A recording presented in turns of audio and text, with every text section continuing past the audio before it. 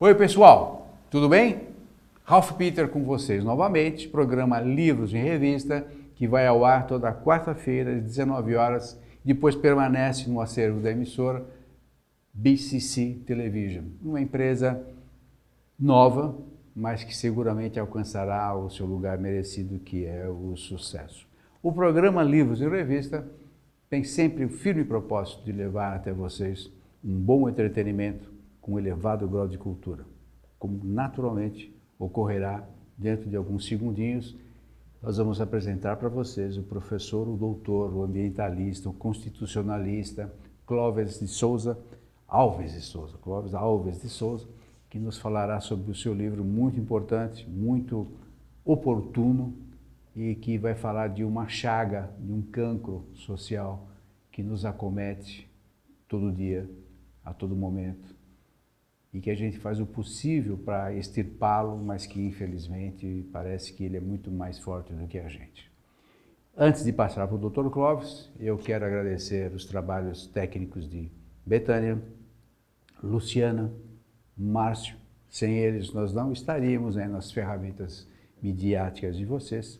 Tanto quanto quero agradecer ao site www.com, comandado pela Maria Estela Guedes, que a partir de Lisboa, Portugal, nos insere no universo lusófono. Quero agradecer também a Luísa Micelli, que é da editora Autografia, uma jornalista que cuida da editora, e também a jornalista Isabel Ferrer, que fez também a ponte entre o programa e o Dr. Clóvis. Mestre Clóvis, muito obrigado por ter vindo. É um prazer, Peter. Muito obrigado. Isso é uma gravação? Não. É uma sacanagem. Meu caro, aquele meu introito, infelizmente, é verdadeiro. Certo. Nós estamos aí com essas mazelas todas que ocorrem o tempo todo, que vêm de gerações, desde a época de Cristo, que a gente vem combatendo todos esses males. E você trouxe o livro Excelências Bandidas, que é um título já que vem gravado a que se refere. Já aconteceu, aproveitando isso, desculpe, você se apresente, por gentileza, que você estava falando que era um prazer, eu estou te cortando. Meu nome é Clóvis Alves de Souza, eu sou um mineiro que vive em São Paulo há 40 anos, tá? Sou advogado, antes era administrador de empresa, cansei de brincar daquilo e mudei para o ramo de direito. E eu tenho uma militância forte em São Paulo, em várias entidades, já fiz de tudo um pouco em São Paulo. E estava quieto, bem sossegado, até começar a aparecer todas essas bandalheiras que assistimos na televisão. Primeiro Mensalão, depois Petrolão, né? E eu vou lhe dizer hoje aqui que o Petrolão não é nada perto do que aconteceu no BNDES e outras empresas estatais. Quer dizer, não aconteceu ainda porque ainda não levantaram o tapete, né? Isso. Vai acontecer. Vai acontecer. Vai, eu acho que vai. Nós estamos prestes aí a assistir a chamada delação do fim do mundo, que é a delação da Odebrecht, e eu posso lhe afirmar que depois dessa delação não sobrará nada mais que 30% dos políticos atuais no Brasil em operação. Desses 30%, certamente alguns sobrarão porque alguém esqueceu de denunciá-los, mas que limpos não estão. Você também está sendo escatológico. Não, essa é a realidade. Fala-se em mais de 300 políticos naquela lista. Eu já tive a oportunidade de dar uma olhada nessa lista quando ela foi ventilada nos jornais meses atrás e sei que realmente a situação é bastante grave. E eu acredito que hoje em Brasília e boa parte do Brasil não tem muita gente dormindo, né? Quem está dormindo é o trabalhador, mesmo preocupado com a procura do emprego roubado pela corrupção. Mas esse ainda dorme. Agora, quem roubou o nosso dinheiro deve estar bastante preocupado. Eu acho que eles estão preocupados, se mal conheço essa corja, eles estão preocupados mesmo manter o status quo e não com uma possível punição. Porque se você for observar, olha, nós temos casos assim gravíssimos que os caras não foram punidos porque o processo se extinguiu, perdeu o prazo. E é o que vai acontecer. Agora, tudo bem, eu concordo com você que está chegando perto. Começou a chegar aquele calorzinho no cangote, né? Isso. Que antes eles não sentiam. E eu concordo. Mas eles estão, você vê, o pessoal no Senado já está querendo, elimina isso, elimina aquilo, e não, a punição não é bem assim, a gente vai ter que diminuir, porque parece que estão preparando uma grande pizza, você não acha? Não, não, não. Isso é fruto da falta de entendimento do direito. Eu tenho ouvido muita besteira aí sobre isso. Não adianta dizer que vai descriminalizar o Caixa 2. O crime já foi praticado, não há como fazer essa anistia ampla, geral e restrita e retroativa, como querem. Eles vão sambar sim. Nós temos aí dois tipos de pessoas. Temos aqueles com foro e aqueles com moro. Perderam o foro privilegiado. Foro ou moro? E lá no moro não tem graça, não vai prescrever nada, lá a tinta está sendo pesada. A tinta está sendo pesada também em outros juízos de primeiro grau, como é o caso da condenação do engenheiro Otto da Eletronuclear aqui no Rio de Janeiro. Em uma única sentada, ele pegou 44 anos de prisão em regime fechado. Então não tem brincadeira, os juízes não estão de brincadeira e nem poderia, porque essa turma realmente quebrou o Brasil, roubou o sonho de todos os brasileiros, de gerações futuras, que eu até digo aqui no meu livro que nós levaremos entre 20 ou 30 anos para recuperar aquilo que nós tínhamos em termos econômicos em 2002, dada a tamanha safadeza que se praticou aqui. Instalou-se no Brasil uma política, um programa criminoso de poder que foi instituído pelo Lula e sua turma, que ele não agiu sozinho, mas ele é o maior malandro que essa nação tem, e roubaram literalmente o Brasil. Eles quebraram os fundos de pensão todos, o Petros, o Previ, o Funcef, da Caixa Econômica, todos eles. O rombo apurado até agora já está em 56 bilhões de reais só nos fundos de pensão. Eu vi uma carta de uma funcionária dos Correios, muito revoltada. Ela diz o seguinte: eu recebi uma comunicação que eu vou ter que voltar a contribuir por 26 anos para recompor o rombo do fundo. Ora, ela trabalhou a vida inteira, contribuiu para uma complementação de aposentadoria e hoje não a tem. O PT tirou esse dinheiro dela, tirou essa oportunidade de vida dela. E nós sabemos o que é difícil você contribuir uma vida inteira e na hora de ter o retorno, quando você mais precisa, o dinheiro sumiu. Afora isso, quebraram a nossa maior empresa do Brasil, que é a Petrobras. O orgulho dos brasileiros. Era uma das maiores do mundo. Isso. Com aquela falácia do pré-sal, tá certo? O pré-sal, governadores à beira do ataque de nervos, quase chegando às vias de fato para dividir os royalties do petróleo, que não existe. Que não existia. O petróleo continua lá, 7 quilômetros abaixo do nível do mar. É ouro de tolo, né? Ouro de tolo. Eu publiquei um artigo falando de ouro de tolo naquela ocasião. Então, quem quiser extrair esse óleo de tolo, que pegue uma boa picareta e comece a cavar, porque o dinheiro para explorar já sumiu, já fugiu aí pelos bolsos, cuecas e calcinhas, mundo afora. Mas você sabe que é um gravame miserável. Você lembra do Antônio Carlos Magalhães? Sim, me lembro. Antônio Malvadeza. Antônio Carlos Magalhães é um senador pela Bahia, falecido já, felizmente, há muito tempo. E ele uma vez ele falou um negócio muito interessante. Eu era garoto ainda quando ele falou isso. Ele disse que se fosse processar os senadores, fechava o Senado. E eu acho que o Senado agora corre uma série de chances de ser fechado. E, aliás, não seria uma má ideia. Não. Seria uma benesse, uma grande benesse. Cada um daqueles cidadãos nos consome 7 milhões de reais por ano.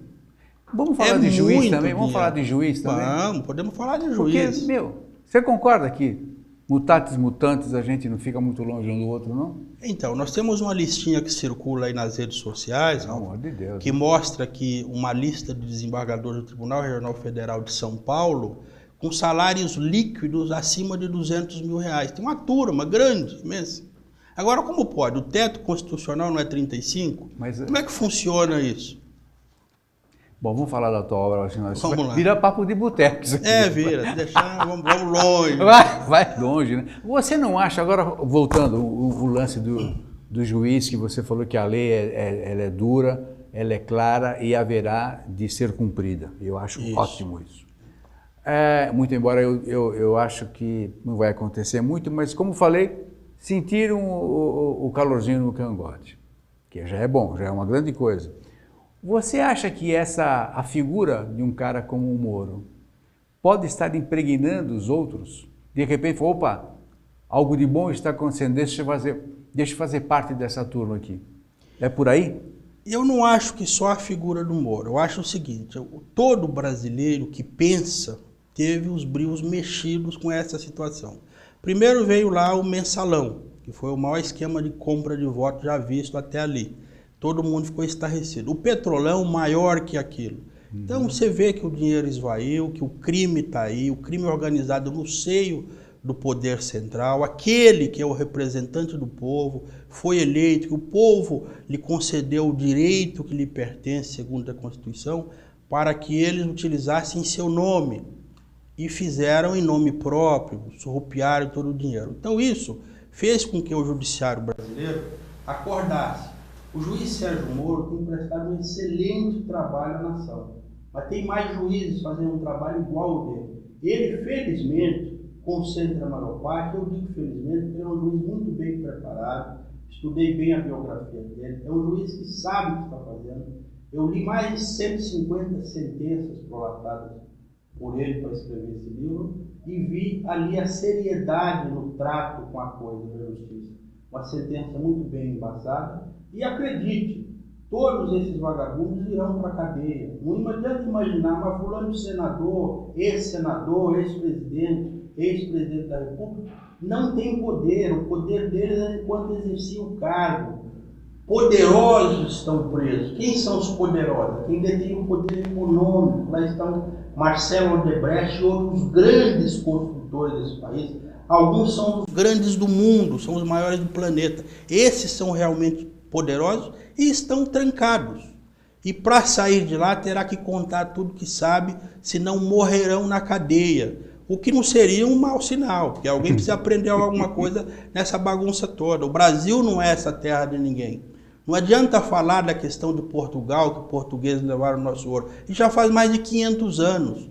O Brasil é um país muito rico. No entanto, nós estamos sendo surrupiados por uma corja de políticos bandidos, sem vergonha e sem nenhum caráter. Nós, o povo brasileiro, precisa fazer o chão tremer, precisa marchar sobre as ruas dessa cidade, desse país, e mostrar a esse povo que nós não aceitamos mais esse estado de coisas. Eu tenho certeza de que você está certo no teu discurso. E me perdoe se eu vou não acreditar. Porém, o caminho é esse. O caminho é esse. Eu gostaria muito de deixar para os meus filhos, para os meus netos, algo que você está planteando agora. Ou seja, uma nação sem corrupção é quase impossível pela dimensão, principalmente. Isso. Mas o que nós deveríamos ter em mente é que é o seguinte: errou, pagou.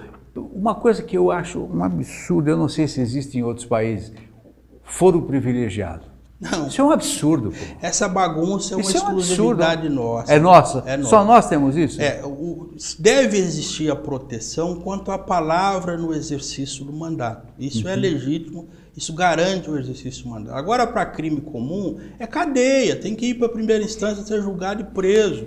Não adianta tentar se esconder em cima de uma norma, e até porque nem os próprios hoje que têm foro privilegiado estão mais confortáveis com essa situação. O caso do mensalão foi um divisor de águas. Eles imaginavam que o Supremo nunca fosse condenar alguém. E condenou. Mesmo alguns acusados tendo no Supremo, parecia que eles tinham mais advogados do que aqueles constituídos em procuração. Isso por conta de um outro problema que nós temos, Ralf, que é a situação da indicação dos juízes dos tribunais superiores. Se o presidente da República é quem indica, e parece que andou havendo alguma confusão, porque o cara começa a imaginar que o cargo é dele. E é um erro, o cargo é de Estado. E como cargo de Estado, eu defendo que deve ser preenchido mediante concurso público. Perfeito. Aqueles, todos os cidadãos que se encontram naquela situação, que tenham o conhecimento jurídico adequado, possa concorrer num concurso público e ter acesso ao cargo. Até promotor, e acabar com essa bagunça. Até promotor eu acho que deveria ser. Não só promotor, eleito. mas os conselheiros do tribunal, os tribunais de contas, todos eles, isso tem que ser por concurso São público. apaniguados, pô. Apaniguados. Nós assistimos recentemente aí notícias de que o ex-presidente da República saiu interpelando ministros do Supremo para dizer que tinha que votar para absolver esse ou aquele. Até disse ele, em gravações que ouvimos, que os ministros estavam acovardados. Isso é muito grave. Ministrinho. Um ministro do Supremo Tribunal Federal, a quem compete guardar a Constituição do país, não pode ter esse tratamento, não pode ser submetido a esse tipo de situação vexatória. Constrangedora, né? Constrangedora, em que um cidadão sem nenhuma cultura começa a imaginar, por ele ter estado à frente do cargo maior da nação e indicado os ministros, acha que é funcionário dele. Não é, são funcionários da República Brasileira. O que eu gostei do teu livro, primeiro, ele é bem objetivo. Segundo, você aponta os erros e propõe soluções. Isso. Você acaba de mencionar duas aí, ou seja, a eleição dos ministros, que eu sempre batalhei por isso. Claro que a minha voz não tem a tua força, porque eu digo a tua força em função até dos cargos que você exerceu, cargos públicos, e pelo que você estudou. Você, afinal de contas, é um constitucionalista. Eu estava te falando, o teu livro eu adorei porque você propõe as soluções. Você coloca o dedo na ferida e num determinado momento você vai lá e coloca algo para secá-la. Na minha vida toda eu tive esse comportamento.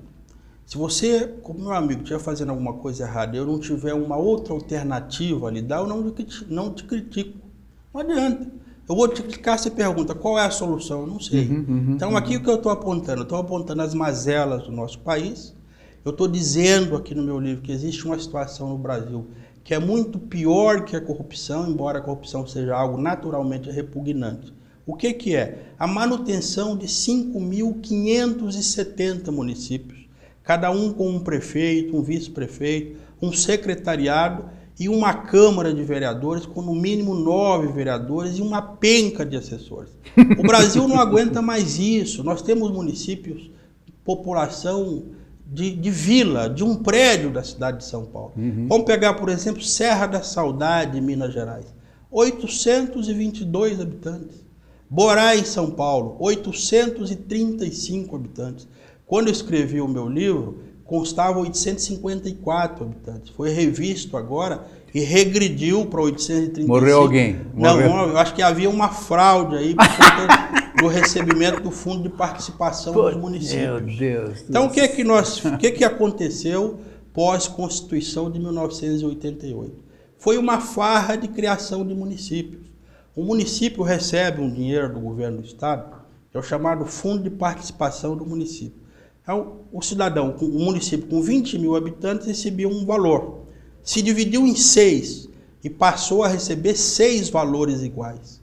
Isso é um absurdo. Isso é criado por deputados federais, por senadores, para criar um feudo político e mais uma janela de corrupção. É sabido que 67% da corrupção, é nos municípios. E ela se dá majoritariamente no dinheiro da saúde e da educação. Esses malandros criaram essa montoeira de municípios para roubar o nosso dinheiro. Isso nós não aguentamos mais. Chega, precisamos reagrupar esses municípios em município com uma população mínima de 20 mil habitantes e acabar com essa sangria. O dinheiro que falta para a educação, para a saúde, para o transporte, para a segurança no Brasil, está nessa roubalheira. O Brasil não precisa de 5.570 municípios. Criaram mais um, são 5.571. Depois que eu escrevi esse livro, criaram mais um município. É uma farra com o nosso dinheiro. Nós pagamos a conta. E eu não estou vendo no Congresso uma discussão sobre isso. Estou vendo uma discussão sobre um dos pontos que eu venho batendo há 3 anos nas redes sociais, está nesse livro, que é a redução de 1/3 do Congresso. Eu estou defendendo isso fortemente há 3 anos. 1/3 do Senado, 1/3 da Câmara dos Deputados, e que isso desça às Assembleias Legislativas e às câmaras municipais. Nós não precisamos, o Brasil não tem mais dinheiro para pagar toda essa corriola de pessoas. Isso não é necessário. Eu assisti à votação inteira da autorização do impeachment na Dilma no Senado para entender algumas coisas. Uma delas que eu entendi é que ninguém sabe ali na Câmara dos Deputados, dos 512 que votaram, sobre qual tema estão votando. Eu ouvi gente dizer que está votando pela mulher, pelo cachorro, pelo gato. Não é esse, tinha que votar de acordo com o processo. Por incrível que pareça, uma pessoa que eu mais critiquei, que é o Palhaço Tiririca, foi o único que disse uma coisa mais ou menos plausível. Pelo meu país eu voto sim, senhor presidente. Tiririca, que foi colocado lá para esconder atrás dele outros bandidos que não teria voto. Que ele não é bandido, que ele não é, não, né? Segundo até o depoimento aqui do Delcídio do Amaral, ele atesta que o Tiririca é um cidadão extremamente honesto, que foi a minha grande satisfação e surpresa. Agora, você fala tudo isso. Como é que a gente pode fazer, ou como você deve fazer, para evitar que esta sua fala fique no vazio? Ou seja, qual é a ferramenta que a gente deve... O exemplo, nós temos o Vem Pra Rua. Se nós criássemos um movimento semelhante, do tipo, está correndo aí pelas redes sociais uma lista, vamos diminuir tanto, uma lista para cortar o salário dos deputados, diminuir o número de vereadores e tal, algo que você está, nesse momento, granjeando. Ralf, Como é que a gente pode fazer? Eu estava absolutamente sossegado, imaginando que eu já tivesse feito a minha parte nas lutas. Eu dirigi várias entidades em São Paulo, de bairro, inclusive, fiz um punhado de coisas. Aí começo a ver essa movimentação e estou vendo uma juventude com um discurso meio atrapalhado, meio vazio, com muita vontade de lutar, mas sem discurso. Esse livro é para dar um discurso a eles, bater naquelas questões cruciais. Quais são?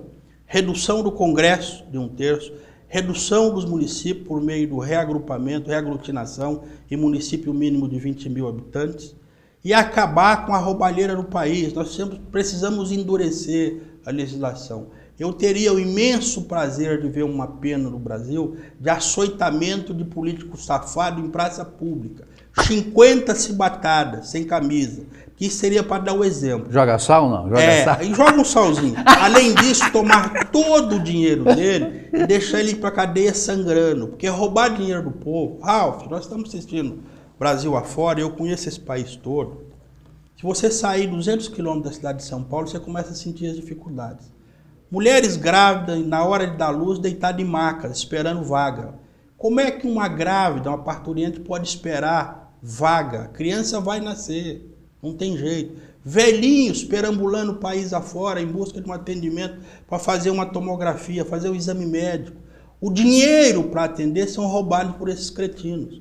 Se você pegar 60% dos municípios brasileiros, tem população inferior a 10 mil habitantes. Isso não faz sentido no mundo, muito menos aqui, um país pobre, em desenvolvimento, que estava indo bem antes dos 13 anos de governo safado, governo bandido, um projeto criminoso de poder que dilapidou todas as finanças do Brasil. Você precisa tomar cuidado, porque quando você fala bandido, safado, você pode estar ofendendo o bandido e safado. Isso é um pouquinho pior, né? Então, eu peço desculpa ao bandido e safado. O bandido e safado comum, vamos referir só àqueles grandes. Que o bandido, você sabe que ele é bandido, ponto e basta. Agora, quando o cara se esconde atrás de uma gravata, esse é um perigo. Isso. É um perigo. Escuta, para encerrar, hein? Infelizmente. Pois não. Você não teme de ser chamado ou taxado de utópico? Não. Eu sou fruto do improvável, Ralf. Eu tinha 5% de chance de nascer com vida. Eu sou filho de empregada doméstica com patrão. Nasci numa região extremamente miserável de Minas Gerais. Vim para São Paulo aos 15 anos de idade, descalço. Eu cheguei aqui calçando um chinelo havaianas, comprei na metade do caminho. Estava me sentindo chique. Eu tinha uma bermuda no corpo, uma camisa volta ao mundo e uma sandália havaiana. Eu formei meus 3 filhos, eu trabalhei 40 anos, em média 18 horas por dia, tá certo? Eu já fiz bastante coisa nessa cidade, nesse estado. Eu tenho aí, de minha autoria, várias leis já em funcionamento. Nunca fui candidato a nada, nem tenho essa intenção. Mas eu sempre apresentei um projeto, um ou outro parlamentar, que estão aí virando. Tem um, por exemplo, que eu fiz em 99, que é o rebaixamento de todo o cabeamento aéreo da cidade. Cabo de energia. Aquilo sempre me irritou. E eu acho que nós devemos colocar aquilo para baixo da terra, no lugar que está o poste, e plantar uma árvore. Sobretudo na periferia, que não tem árvore nenhuma. Embora eu não tenha nenhuma formação na área de antropologia ou sociologia, mas eu acho que aquele vermelhidão dos bairros periféricos contribui com a violência. Não tem nenhum verde. E para minha satisfação, eu vi o Ministério Público Federal recentemente promover uma ação contra a Prefeitura e a Eletropaulo para implantar essa lei, que está aprovada e sancionada há anos e ninguém se mexe. É muito caro. Isso seria um ganho, mas caro quanto vale uma vida? É o que eles dizem, Quanto vale uma vida? Até porque se você tem um fio debaixo da terra, não sei se acredito que eles nunca tenham pensado nisso, você evita o gato, o roubo de fios e vai a morte acidental, o carro que bate no poste, o transformador cai em cima. Agora, só para concluir, se os senhores ou alguém aí que esteja lá na corja de bandidos achar que é utopia defender o corte de 1/3 do Senado, da Câmara dos Deputados, estou à disposição para discutir. Se os senhores acham que é utopia acabar com essas cidades pequenas, que não arrecada nada, e que nós temos que colocar do nosso bolso lá 15 milhões de reais por mês para pagar folha de salário, onde 30% da população do município é funcionário público, venha discutir. Se os senhores acham que é utopia eu perguntar onde estão os 15 milhões de funcionários públicos que nós pagamos todos os meses, se o atendimento nos órgãos públicos não reflete essa realidade. Onde estão esse povo? O que está fazendo essa gente? É utopia eu dizer que tem que cortar salário de desembargador que ganha 205 mil, 213 mil reais livre? Fora os extras, né? Quando o teto constitucional é 35? Olha, se isso for utopia, eu serei chamado de utópico com muito prazer. Obrigado. Meu caro utópico, qual quer dizer, Clóvis? Clóvis, muito obrigado por ter vindo. Agradeço. Gostei da maneira inflamada como você se expõe, conheci você nesse momento. E eu espero que não fique só nesse momento, que nós tenhamos outros bons momentos de bom papo, que pelo jeito é o que sempre acontece com você. O livro é Excelências Bandidas, um clamor pela justiça. Estou certo, mestre? Tá certo. Excelências Bandidas, o império da corrupção no Brasil. O que é quase um pleonasmo isso. Pessoal, muito obrigado pela paciência, pela audiência. Até já. Tchau, tchau. Até logo.